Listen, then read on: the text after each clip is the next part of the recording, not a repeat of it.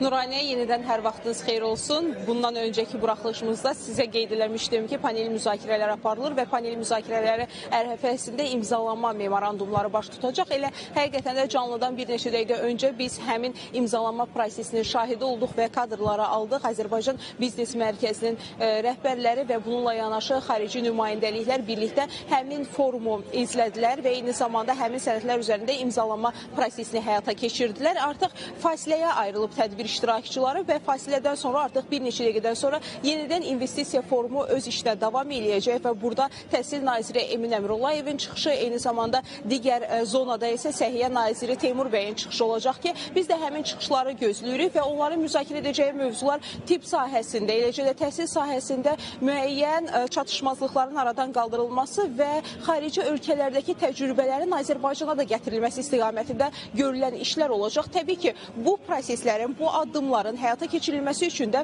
investisiya yatırılmalıdır və bu investisiya yatırılması üçün də belə forumlar çox əhəmiyyətlidir və belə forumlarda həmin biznesmenlərə müraciətlər olur, müəyyən qurumlara müraciətlər olunur ki, mütləq şəkildə investisiya yatırılsın və bu kimi planlar, addımlar həyata keçirilsin. Hətta səhər saatlarında forum ikinci gününü işə başladığı təqdirdə, hətta Qarabağ futbol komandasının baş məşqçisi də çıxış etdi, Qurban Qurbanov, və o da çıxışında qeyd elədi ki, futbol təkcə Azərbaycan üçün yox, dünya üçün çox əhəmiyyətli bir oyun, eyni zamanda idman növüdür və mütləq şəkildə futbolun inkişaf etdirilməsi üçün və yaxşı kadrların yetişdirilməsi üçün investisiya yatırılmalıdır və buna görə də üst tutdu, müraciət etdi sahibkarlara, biznesmenlərə və dövlət nümayəndələrinə ki, mütləq şəkildə futbol sahəsinə də müəyyən biznesin yatırılması mühüm əhəmiyyət kəsb edir. Və burada digər nazirliklər də yer alır ki, hətta Kənd Təsərrüfatı naziri Məcnun Məmmədov çıxış etdi. O da panel müzakirəsində qeyd elədi ki, kənd təsərrüfatı vergidən azaddır. Bu vergidən azad olmasının da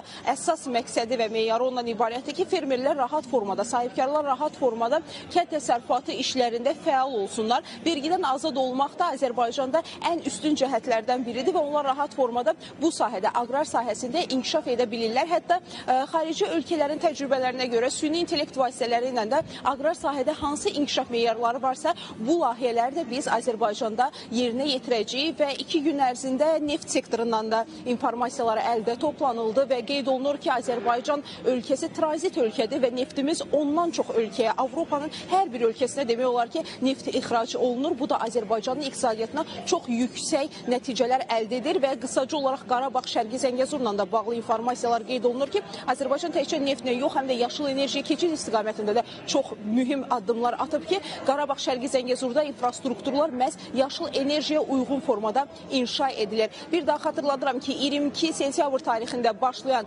1-ci Azərbaycan Beynəlxalq İnvestisiya Forumu bugün də davam edir və bugün yekun mərhələ olacaq və yekuna qədər bir çox sənədlər üzərində imzalanma prosesləri həyata keçiriləcək. Bu saata deyəcəyim informasiyalar hələlik bundan ibarətdir, Nurayniyə. Təşəkkürlər, aydın məlumatları çatdırdınız.